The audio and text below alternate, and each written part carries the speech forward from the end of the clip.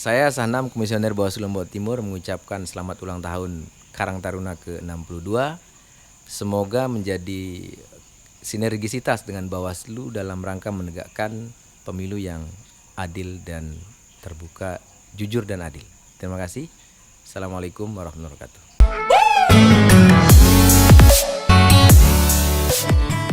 Proses berikutnya adalah CAT. Jadi dulu 7 maupun 8 2018 itu kan. Assalamualaikum warahmatullahi wabarakatuh, teman-teman Rikayadi dimanapun saat ini. Saya kembali mengajak teman-teman ngobrol tentang pengawasan pemilihan umum kali ini. Karena saat ini saya berbicara dengan orang yang tepat, orang yang berada di Badan Pengawas Pemilu tingkat Kabupaten Lombok Timur. Kanda Sahnam, Assalamualaikum. Waalaikumsalam warahmatullahi wabarakatuh. Tak kenal maka tak sayang, lengkapnya apa sih namanya? Oh, saya lahir dengan nama Sahnam aja ya. Oh gitu? Iya. Sahnam. Ijazah Sahnam juga? Iya, Sahnam. Oh memang Sahnam? Sangat pendek namanya itu. Kalau gelar? SH. Oh ya. Ini di Bawaslu Kabupaten Lombok Timur ya. Iya. Ini sudah terbentuk sejak kapan sih kalau untuk tingkat kabupaten kan? Jadi pengawas pemilu itu kalau di kabupaten mulai dia permanen itu 2019. Oh. Makanya ada di Badan Pengawas Pemilu Kabupaten Kota. Oh. Sebelumnya itu masih panitia pengawas pemilu. Masa jabatannya itu 1 tahun. Ya. Atau periode tak hanya sebatas awal dan akhir tahapan pemilu. Ya. Nah kita ke kerja-kerjanya nih. Siap. Ini gawe besar ya, begawe belik. Iya. Kita akan begawe belik, ada pemilihan presiden, kemudian ada bupati, kemudian gubernur. Ini yang mana aja nih yang masuk dalam pengawasan di kabupaten nih? Iya.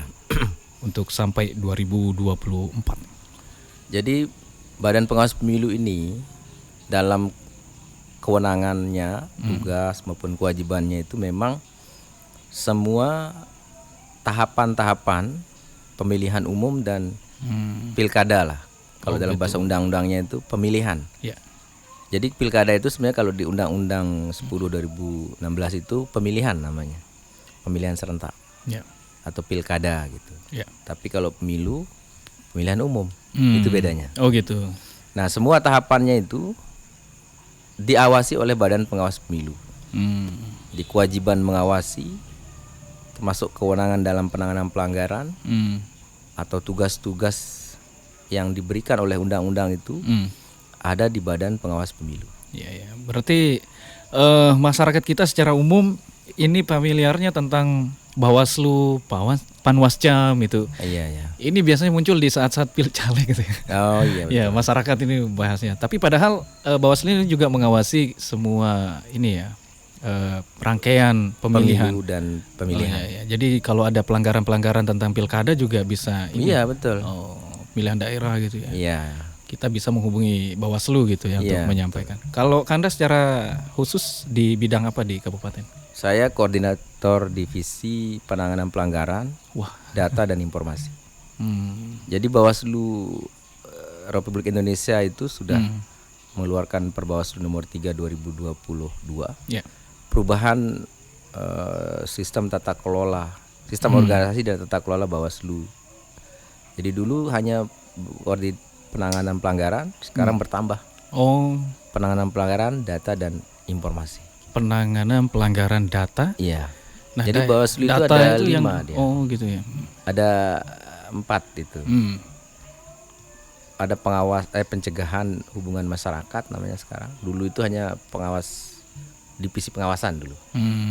Sekarang udah berubah pencegahan dan hubungan masyarakat.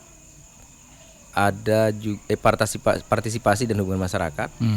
Ada SDM. Ya. Sumber daya manusia dan organisasi. Dari saya ini penanganan pelanggaran divisinya gitu. Ya. Data dan ada data dan informasi. Ada divisi lain namanya penyelesaian sengketa dan hukum. Sengketa ya. Iya. Ini kalau masyarakat umum tahunya sengketa tanah gitu. Sengketa kalau di ini sengketa biasanya yang paling sering muncul dari pengalaman sebelumnya apa nih biasanya? Jadi Bawaslu ini menangani sengketa proses. Proses Artinya semua peristiwa yang bisa menjadi objek sengketa yang terjadi pada tahapan pemilu. pemilu itu. Nah, tapi kalau akhir atau sengketa hasil itu ada di MK, Mahkamah Konstitusi. Mahkamah Konstitusi. Ya, ya. Hasil pemilu itu ada di MK disengketakan. Tapi kalau proses, misalnya mulai dari penetapan caleg Ya. dan yang lain-lain itu, maka jadi kewenangan Bawaslu Kabupaten gitu. dan Bawaslu Provinsi, Ya. termasuk RI. Nah ini di Kabupaten Lombok Timur seperti kabupaten-kabupaten lainnya nih sedang melakukan tahapan ya, penyeleksian tingkat kecamatan. Iya. Ini seperti apa prosesnya nih Kanda? Kabarnya untuk saat ini ada perubahan dengan konsep penyeleksikan di tahun-tahun sebelumnya. Iya. Mungkin bisa dijelaskan. Jadi Bawaslu ini kalau secara struktur ke bawah di kecamatan itu namanya pengawas kecamatan. Ya. Kemudian di bawahnya itu ada namanya pengawas lapangan PPL. Di bawah Panwascam. Ya, itu aja di desa. Kemudian ada lagi di bawah, paling struktur paling hierarki paling bawah itu pengawas TPS di masing-masing TPS. Sejumlah TPS. Nah, jadi banyak sebenarnya. Artinya semua tadi wilayah-wilayah kecamatan, desa termasuk TPS ada pengawas. Ya. Tapi dari kecamatan, desa dan ini masih ad hoc. Makanya disebut penyelenggara ad hoc. Ya. Yang masa jabatannya itu dalam tahapan pemilu saja. Beda dengan Bawaslu Kabupaten Kota ini 5 tahun. Oh gitu. Nah sekarang ini kami Bawaslu serentak se-Indonesia nih, Bawaslu Kabupaten Kota dalam rangka merekrut Panwascam. Panwascam ya. Lombok Timur kabarnya nih lumayan banyak. Iya, alhamdulillah nih ada 700-an ya kabarnya. 726. Apa yang akan mereka lewati nih? Dari seperti apa? Kalau seleksi atau rekrutmen Panwascam ini seperti seleksi pada umumnya ya, ada mulai dari proses pengumuman, pendaftaran atau penyerahan berkas. Kemudian verifikasi berkas. Nah, ini nanti kita kemarin sudah melalui itu ya, sudah sampai kepada saat ini sedang verifikasi administrasi berkas Panwascam. Oh ya. Pada hari Selasa tanggal 27 itu sudah ditutup pendaftaran jam 5 kemarin. Pukul 17 sore itu. Ya. Nah, setelah ini maka akan ada pengumuman hasil verifikasi atau pengumuman administrasi semua calon Panwascam. Oh gitu. Berarti ada peluang gugur juga nih ya dari administrasi. Nah, jadi kalau di administrasi kita ini selama dia lengkap dan memenuhi syarat sebagaimana ditetapkan di dalam Perbawaslu atau undang-undang, maka semua masuk dalam lulus. Nah, kecuali misalnya menjadi anggota parpol atau pengurus partai politik, kemudian juga pernah terpidana dengan hukuman 5 tahun, maksudnya perbuatannya itu ancamannya 5 tahun. Nah itu ya, berarti itu bisa bisa menjadi salah satu sebab untuk gagal. Ada CAT gitu ya. Nah ini yang menjadi apa ya? Bukan kekhawatiran sebenarnya. Ini agak berat gitu ya bagi calon ya. Sebenarnya bagaimana sih? Dari Kanda sendiri menjelaskan. Kalau proses berikutnya adalah CAT. Jadi dulu itu masih manual. Ya itu ya. Kalau sekarang ini sistem komputer, jadi CAT nanti kami di Lombok Timur sudah melakukan survei kemarin untuk fasilitas komputer atau lembaga-lembaga yang bisa digunakan untuk atau bekerja sama untuk CAT. Ya, misalnya BKPSDM itu ya, yang memang sudah profesional atau sudah terbiasa, terutama untuk PNS kan. Termasuk juga di beberapa sekolah yang memungkinkan yang memiliki perangkat itu ya. Nah, di dalam CAT ini peserta atau calon Panwascam ini kan akan menjawab soal Kemudian juga nanti hasilnya mereka bisa tulis sendiri Oh, setelah selesai langsung kelihatan hasilnya. selesai langsung muncul lah ya Iya, hasilnya. muncul hasil sendiri gitu bisa lihat. Iya, Nah, iya. di situ kemudian nanti ada Tahapan lain. sistem 6 besar. Oh, iya. Jadi nilai itu di ranking menjadi 6 besar. Nah, itulah yang masuk, yang 6 besar ini masuk menjadi peserta yang boleh diwawancara. Tahapan berikutnya gitu Ya, ya. 2 kali kebutuhan. Iya, iya, iya. Karena jumlah panwascam ini kan 3. Iya. Nah, itu 2 kali kebutuhan 6 jadinya. Nah, ini kelas masyarakat kita di bawah ini ya, termasuk kami begini ya. Iya. Ya, dalam setiap pelaksanaan pemilihan umum itu kadang menemukan gitu ya, menemukan sebuah hal-hal yang sifatnya salah lah gitu ya, secara Pelanggaran. pelanggaran ini. Sebenarnya bagaimana bisa menyampaikannya ke Bawaslu, dan Bawaslu juga bagaimana memprosesnya? Karena ada juga khawatirnya kan ada persaingan nih di bawah nih. Mereka itu kan tidak jarang menjadi tim ses gitu. Ada juga yang membuat masalah. Saling lapor ya. Iya, iya, bahkan Saling namanya itu nah, intip gitu iya, ya. iya. Bagaimana ini? Jadi begini nih, Menyikapi. mekanisme penanganan pelanggaran Hmm. di Bawaslu itu sumber proses atau mekanisme itu berangkat dari 2 hal. Hmm. Pertama dari laporan masyarakat, Dalam bentuk laporan istilahnya. hmm. Kalau bentuknya laporan ini pertama bisa datang langsung ke Bawaslu Oh gitu. Lisan. atau ke penyelenggara ad hoc ke bawahnya itu kan, Oh. melaporkan Hmm. apa pelanggaran yang dia Menurut dia tahu salah gitu ya? atau dia saksikan. Hmm. Kemudian baru yang lain itu temuan. Nah, temuan itu merupakan hasil pengawasan dari pengawas pemilu. Hmm. Nah, jadi dua sumber utama penanganan pelanggaran. Ya, ya. Laporan ini dari masyarakat, Hmm. entah itu dari partai politik peserta pemilu Hmm. atau dari pemilih. Nah, itu bisa melaporkan dugaan terjadinya pelanggaran. Hmm. Yang kedua temuan itu dari hasil pengawasan Bawaslu Kabupaten Kota, Panwascam, Panwas PPL atau PTPS. Oh gitu. Jadi ada tetap menggunakan data ya, by data. Ya, bahkan pelapor itu dalam Ya. Perbawaslu 7 maupun 8 2018 itu kan Hmm.